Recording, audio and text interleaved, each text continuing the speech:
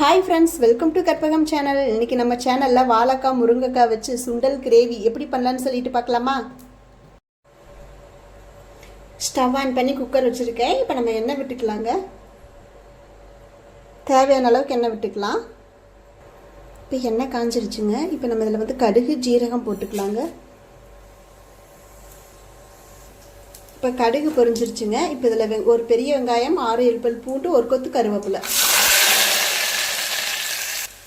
வெங்காயம் நல்லா வதக்கிக்கலாங்க.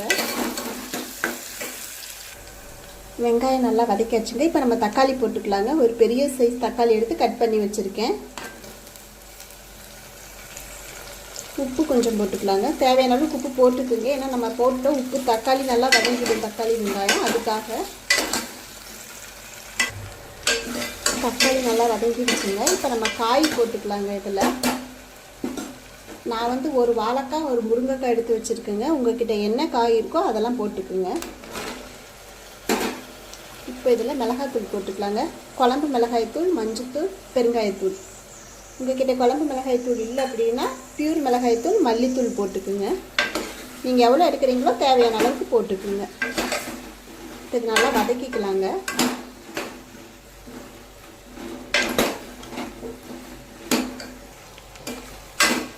நல்லா வதங்கட்டுங்க. நம்ம அதுக்குள்ளே இது வதங்கிறதுக்குள்ளே இதுக்கு ஒரு பேஸ்ட் ஒன்று அரைச்சிட்டு வந்துடலாங்க. 2 ஸ்பூன் தேங்காய் பூ எடுத்து வச்சுருக்குறேங்க. பெரிய ஸ்பூனில் 2 ஸ்பூன். இதில் உடச்சக்கல்ல ஒரு 1/2 ஸ்பூன், சோம்பு, பட்டை, கசகசா எல்லாமே கொஞ்சம் கொஞ்சம் 1/2 ஸ்பூனுங்க. சின்ன ஸ்பூனில் பொட்டுக்கடலை மட்டும் பெரிய ஸ்பூனில் 1 ஸ்பூன். இப்போ நம்ம இதெல்லாமே அரைச்சிட்டு வந்துக்கலாம்.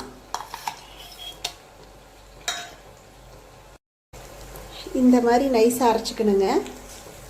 இப்போ காய் நல்லா வதங்கிடுச்சுங்க. இப்போ நம்ம சுண்டல் போட்டுக்கலாங்க. நான் சுண்டல் ஆல்ரெடி 2 விசில் விட்டு வச்சுருக்கிறேங்க. இந்த தண்ணியோடு போட்டுக்குங்க. தண்ணியை கீழே ஊற்றிடாதீங்க. தண்ணியில் தான் சத்தே. இதை அப்படியே ஊற்றிக்கலாம்.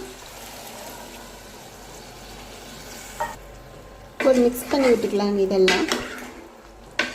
இப்போ நம்ம தேவையான அளவுக்கு தண்ணி ஊற்றிக்கலாம். கொஞ்சமாக தண்ணி, ஏன்னா நம்ம புளி தண்ணி வேறு ஊற்றுவோம். பார்த்து ஊற்றிக்கிங்க. உங்களுக்கு எவ்வளோ தேவையோ அந்த அளவுக்கு தண்ணி ஊற்றிக்கிங்க. நான் ஒரு சின்ன நெல்லிக்காய் சைஸ் புளி எடுத்து ஊற வச்சு கரைச்சி வச்சுருக்கிறேங்க. ஏன்னா நான் ஃபுல்லாக ஊற்றலை. நம்ம பார்த்துட்டு கூட ஊற்றிக்கலான்ட்டு. ஏன்னா ரொம்ப புளிப்பாக போயிட்டாலும் நல்லா இருக்காது. அதுக்காக இப்போ இது ஒரு கொதி வரட்டுங்க. நம்ம அப்புறம் தேங்காய் பேஸ்ட்டு ஊற்றிக்கலாம். இப்போ நல்லா கொதிக்குதுங்க. இப்போ நம்ம தேங்காய் பேஸ்ட்டு போட்டுக்கலாங்க. இப்போ பேஸ்டெல்லாம் போட்டுங்க. ஜார் கழுவி கொஞ்சமாக தண்ணி. இப்போ உப்பு, காரம், புளிப்பு எல்லாமே பார்த்துக்குங்க. இப்போ காரம் புளிப்பு எது பத்தலைனாலும் போட்டுக்கலாங்க. எனக்கு உப்பு காரம் எல்லாமே கரெக்டாக இருக்குங்க. புளிப்பும் கரெக்டாக இருக்குது. அதை ஊற்றிருந்தோன்னா ரொம்ப புளிச்சிட்டு தான் போயிருந்துருக்கோம். இப்போ கொஞ்சமாக மல்லி இலை தூவிக்கலாம்.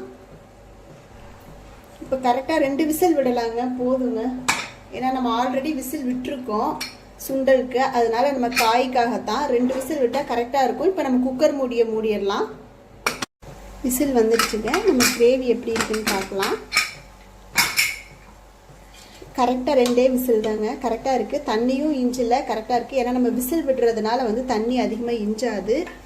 இது டேஸ்ட்டாக இருக்குங்க. சப்பாத்தி, சாதம் இந்த இதுக்கெல்லாம் டேஸ்ட்டாக இருக்கும். இந்த குழம்பு அவ்வளோ ருசியாக இருக்குங்க. நம்ம சுண்டல் குழம்பு நார்மலாக செஞ்சுருப்போம். வாழைக்காய், முருங்கைக்காய்லாம் போட்டு ஒருக்கா செஞ்சு பாருங்கள்.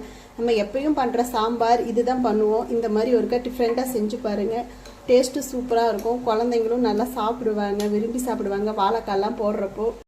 இதே மாதிரியே நீங்களும் ஒருக்கா செஞ்சு பாருங்கள். இந்த வீடியோ பிடிச்சிருந்தா லைக் பண்ணுங்கள், ஷேர் பண்ணுங்கள், சப்ஸ்கிரைப் பண்ணுங்கள். இன்னொரு இன்ட்ரெஸ்டிங்கான வீடியோவில் பார்க்கலாம். Okay, thank you.